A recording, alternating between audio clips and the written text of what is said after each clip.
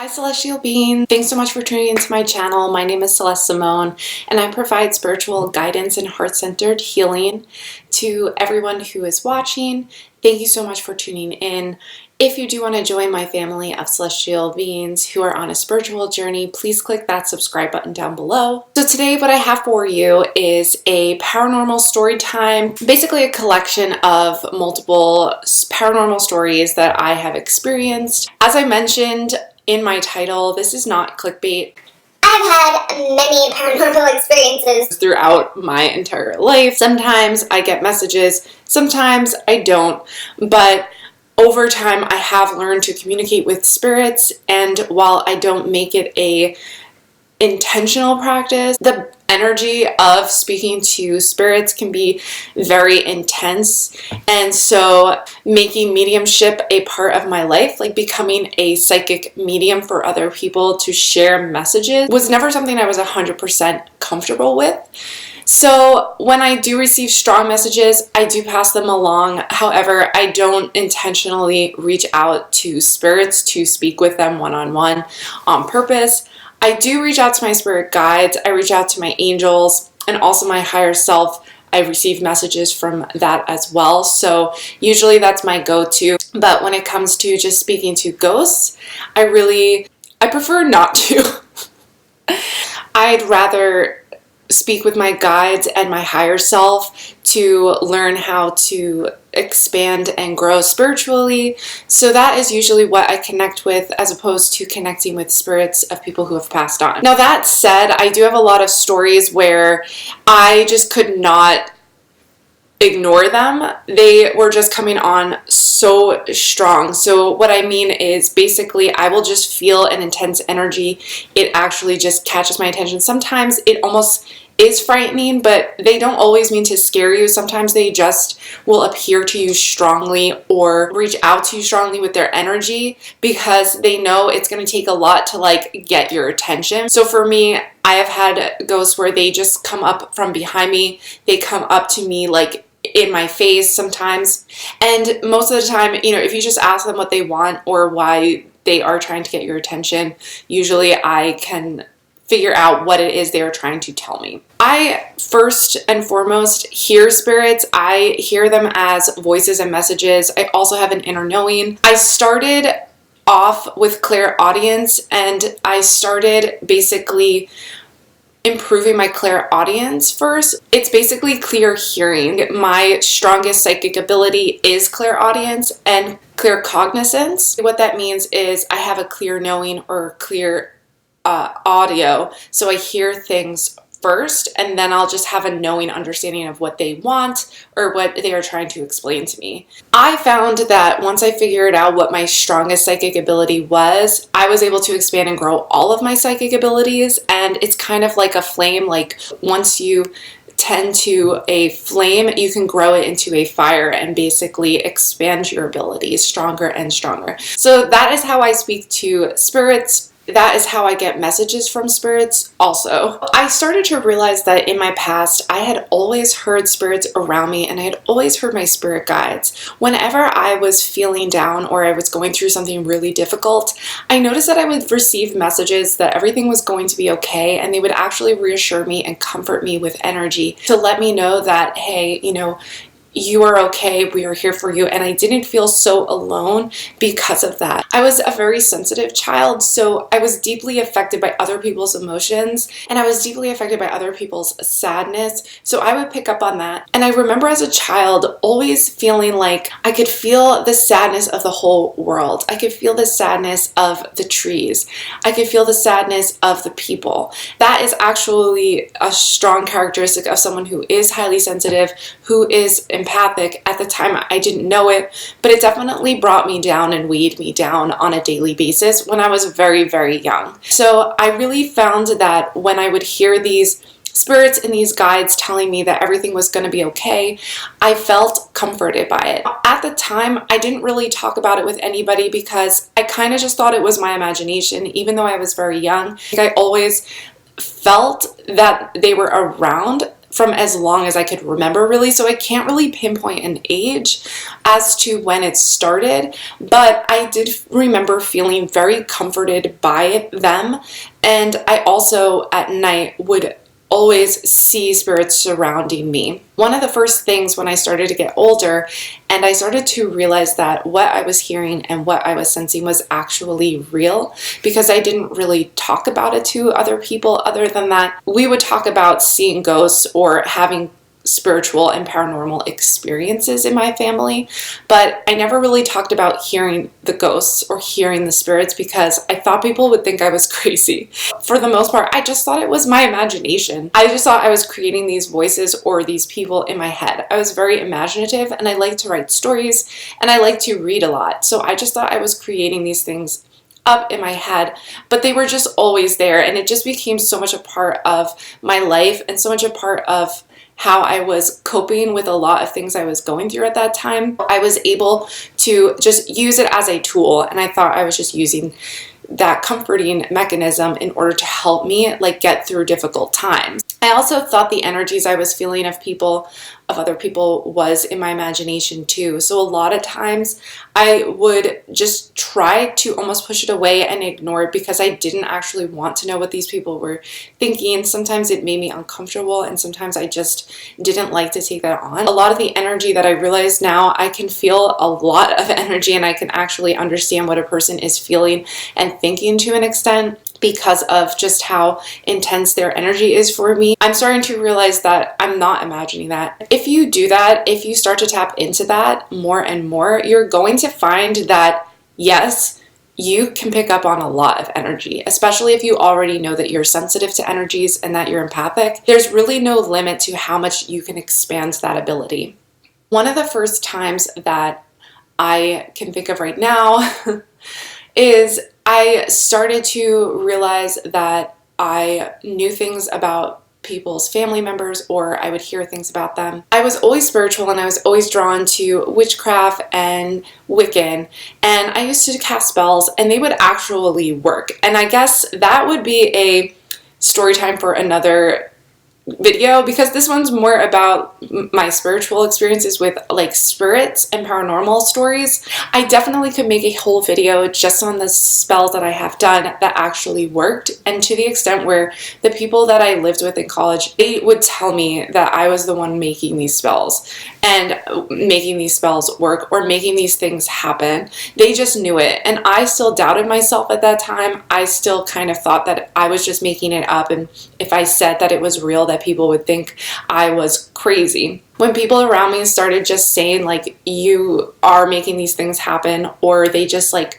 could tell I was a natural witch, that was really crazy. And I actually, throughout my time in college, I really did expand my gifts a lot, but not to the full potential that I could really expand them to. And I'm continuing to grow and understand them as well. I think it's infinite. Sometimes I just get messages and I just gain clarity on things that there's no end to like how you can spiritually grow and how far it is like in your abilities that you can enhance and grow them. Literally like infinite.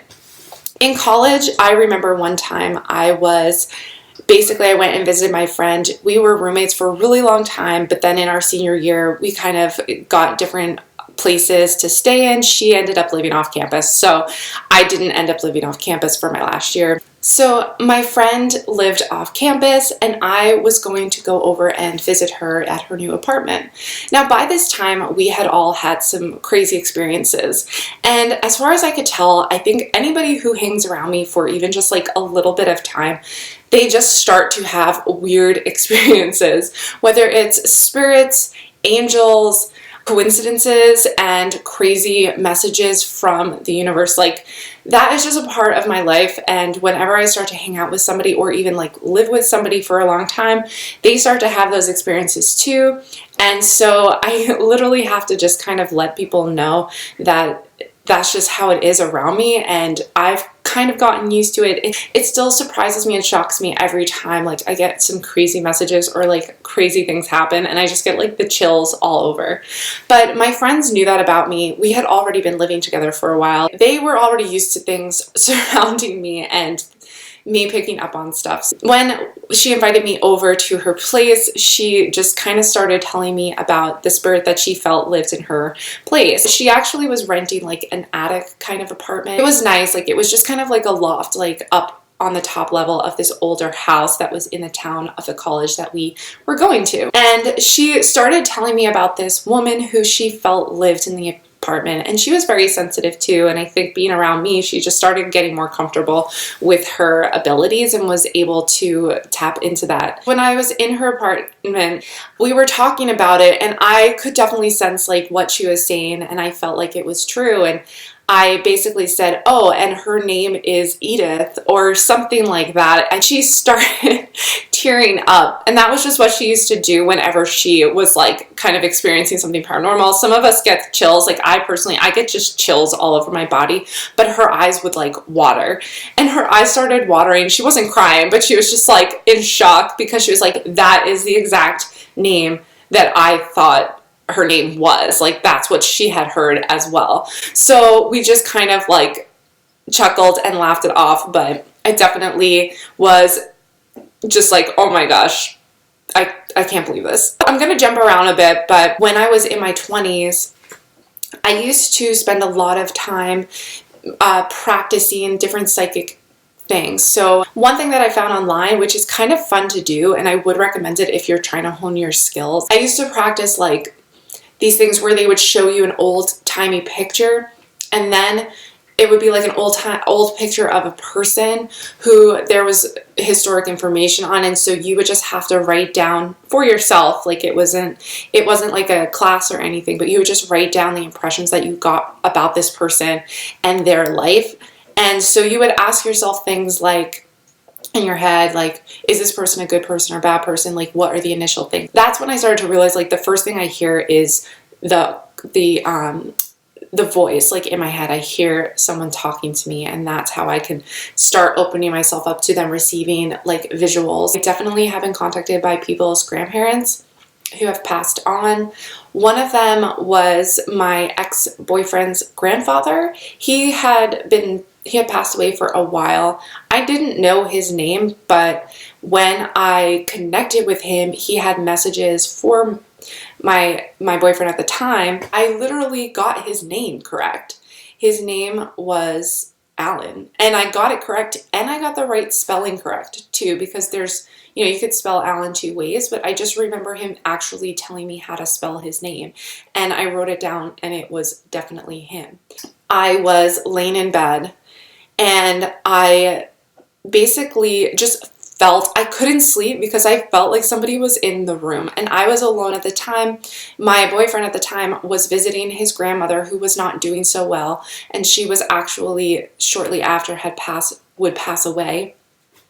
And I was in my bed trying to sleep because he was all the way down in Georgia, and I was still, at home, so it was quite far away, and I was alone, and I felt, to say the least, I felt kind of scared because I was like, there is a ghost in my room right now. And I could feel him, and he was not a very nice person. I could just sense like he was sending me this angry energy, and he just wanted me to acknowledge that he was there. He was appearing in the doorway, and I just remember seeing him in my mind's eye. When I was a child, I could see these things clearly, but I have since shut that off because personally, whenever I try to turn it back on again, I just get too scared. I just turn it off again. I just close myself off to it. But I don't really need to see them in person anyway, because I can feel them, I can hear them, and I can see them in my mind's eye and know what they look like. So I remember him appearing in the doorway, and he was just like this stout man. I personally did not know him in his life, so when he appeared to me, I just had no idea who he was. He just kept telling me to tell my ex-boyfriend, let's call him Justin. He just kept asking me to tell Justin that he was there. He wanted him to know very strongly, like, hey, I know whatever it is, tell him whatever he knew. He just wanted me to tell this and relay this to my boyfriend at the time. Basically just be like, yes, I'm aware of him and I'm there with him. I know this sounds crazy, but it's true. I can hear ghosts and I can speak to ghosts. And I think a lot of other people can too, but let's get on to the story. The next morning, because what I tell the ghost to basically get them to leave me alone is I say, okay, well, first off, when they're really bugging me like that, I tell them, hey, what is it? What do you want? Because some of them just won't go away. Even if I just like ignore them, they get just intense. I said, hey, in my head, what do you want? Or sometimes I'll say it out loud if there's just like a very strong presence. I'll just be like, what do you want? Or I'll tell them like, leave me alone. I don't want to talk to you right now. But in this case, I said, what do you want? So he told me to let Justin know, like, hey, I'm here and I know. So I said, okay, I'll let him know. Can you just leave? I need to go to sleep and you're just scaring me. Please just go away. He did. He ended up like backing off and calming down and leaving. And I was like, okay, perfect. So the next day I called Justin and I said, hey, how are you doing? Because I know he was really upset. He loves his grandmother a lot. And so he was visiting with her and it was probably a really difficult time. And he said, good, fine, whatever. And I said, just so you know, I was visited last night by a male ghost and I did not know who it was, but he seemed to know who it was.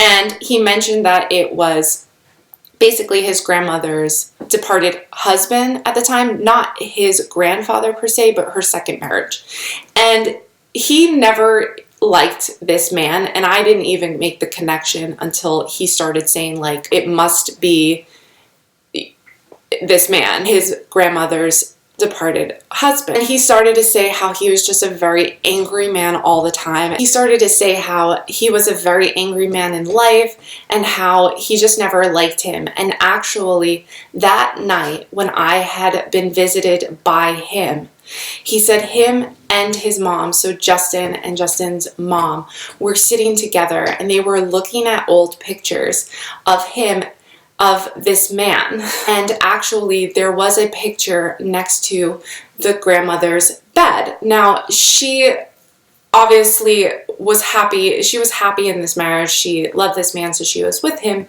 But Justin and Justin's mom knew her mom's husband, and she never got along with him either. And they were both talking about him, and they were both talking about how they didn't particularly like him. And one of the things they had done, Justin's mom had taken a picture of this man, the spirit, who had visited me, and she had actually put it down, face down, because she didn't want to look at his face. She didn't even want to look at him because she just did not like this man very much. Now, apparently, he felt the need to come and visit me and tell me that he was pretty upset about that and that he was there and he needed them to know. This man was not very happy about that. The mom basically took his photo that his grandmother had placed beside her bed and had put it face down so that she didn't have to look at this man's picture, because they just did not have a good relationship in life, and I think it was making her uncomfortable. And maybe it was also making her uncomfortable because she was sensing that his ghost was there, because when his ghost visited me, it was pretty intense, and I could tell that he just was an angry kind of a guy. Eventually, they did tell the grandmother that I had been visited by her late husband. And she found a lot of comfort in it because she just felt like, hey, he's going to be there for me on the other side when I pass away, which I felt like this spirit, he was able to communicate to me 2 messages at once, which is, hey, I know what you're doing because I'm there, and, stop talking about me. And then also he was able to let his wife know that he was waiting for her on the other side, which she found very comforting.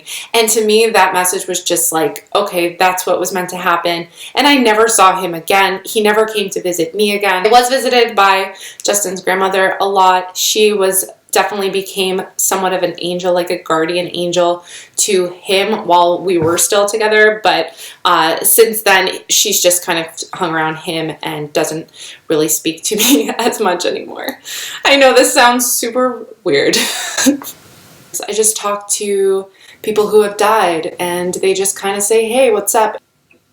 Yeah. So, moving on.